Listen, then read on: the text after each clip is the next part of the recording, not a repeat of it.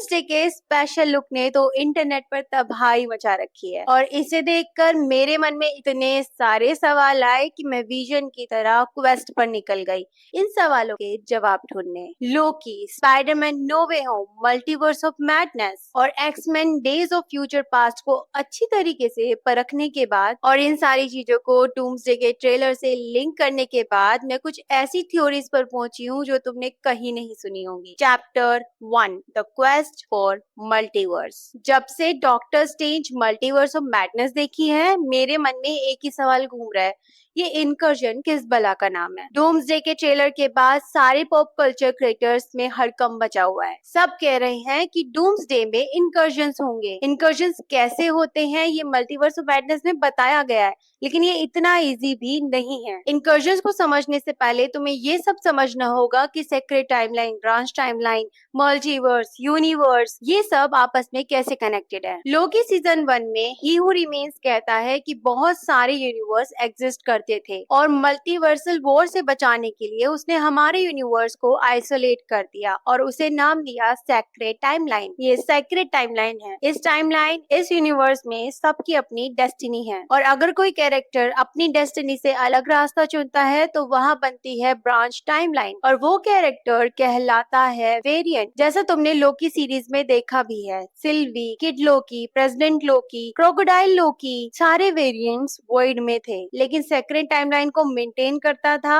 ही हू remains. और उसने जिस तरह से हिस्ट्री मेंटेन की थी उसके हिसाब से इस सेक्रेट टाइमलाइन अर्थ 616 में सिर्फ एवेंजर्स, टॉम हॉलैंड का स्पाइडरमैन, ये सब कैरेक्टर्स एग्जिस्ट करते हैं, लेकिन डूम्सडे में X-Men, Fantastic Four, Tobey Maguire का स्पाइडरमैन, ये सब भी आ रही हैं। कैसे? इसका जवाब भी ही हू रिमेन्स ने दिया था कि ये लोग सेक्रेट टाइमलाइन में एग्जिस्ट ही नहीं करते। अर्थ 616, एक्समैन का यूनिवर्स, फैंटास्टिक फोर का यूनिवर्स, टोबी मैगवायर स्पाइडर का यूनिवर्स, ये सब अलग हैं और इन सब की अलग अलग ब्रांच टाइमलाइन भी हैं। कैसे? बताते हैं। तुम्हें अब तक लगता था ये मल्टीवर्स है, लेकिन एक्चुअली मेरी थ्योरी के हिसाब से real multiverse looks like this. Chapter 2, multiverse and branch timelines. Earth 616 secret timeline में शांति है और अगर कोई वेरिएंट निकलता भी है तो उसे प्रोन कर दिया जाता है, लेकिन अब ही हू रिमेन्स थक चुका है सेक्रेट टाइमलाइन को मेंटेन करते करते। वो अपनी रिस्पॉन्सिबिलिटीज लोकी को देता है कि वो सेक्रेट टाइमलाइन का ध्यान रखे और ब्रांच टाइमलाइन को प्रून करता रहे, लेकिन लोकी एक अलग रास्ता चुनता है। वो सारी टाइमलाइंस को पकड़ता है और उनमें जान भर देता है और ब्रांच टाइमलाइन को बढ़ने देता है और अब सेक्रेट टाइमलाइन एक सिंगल टाइमलाइन नहीं रही, वो टाइमलाइंस का गुच्छा बन चुकी है। टाइमलाइन से बना हुआ पेड़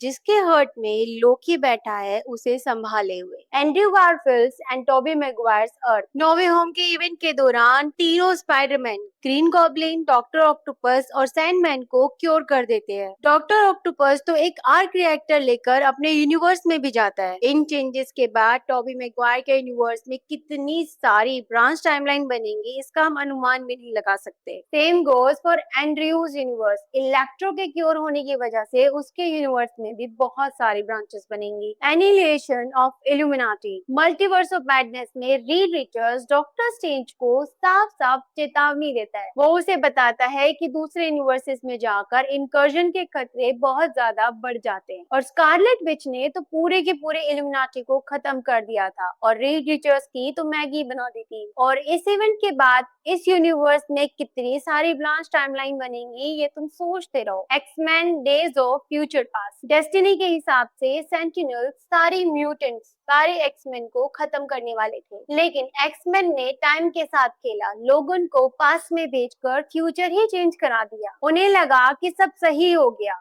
लेकिन फ्यूचर को चेंज करने के चक्कर में उनके यूनिवर्स में कितनी सारी ब्रांच टाइमलाइन बन गई और अब वो ब्रांच टाइमलाइन इनके फ्यूचर के साथ कैसे खेलेंगी इन्हें भी नहीं पता। अब हमने इनकर्जन के लिए अच्छे से बेस सेट कर लिया है। अब मैं एक्सप्लेन करूंगी कि ब्रांचेस का इनकर्जन से क्या relation. Chapter 3, the mechanism of incursion. जब दो यूनिवर्सेस के बीच की बाउंड्री कमजोर होती है तो दोनों यूनिवर्स टकराते हैं और उनमें से एक यूनिवर्स ही बचता है या फिर दोनों ही डिस्ट्रॉय हो जाते हैं। हैं। अगर यूनिवर्सेस अपनी जगह पर हैं तो इंकर्जन का कोई मतलब ही नहीं होता। शायद 616 सीक्रेट टाइमलाइन को ही हू रिमेन्स ने इसीलिए आइसोलेट किया था। लेकिन यूनिवर्स की एक्सपेंडिंग ब्रांचेस एक जगह नहीं टिकती। ये ब्रांच टाइमलाइन दूसरी यूनिवर्स के ब्रांच टाइमलाइन से उलझती है और दोनों यूनिवर्स पास आकर इंकर्जन कर बैठते हैं। अब हम आ चुके हैं वीडियो के एंड में और मैं यकीन रखती हूँ कि तुम अब समझ चुके होगे कि इंकर्जन क्या होता है और ये सब चल क्या रहा है। मेरी ये थ्योरी पसंद आई हो तो लाइक शेयर सब्सक्राइब और ट्रेलर का ब्रेकडाउन भी क्या है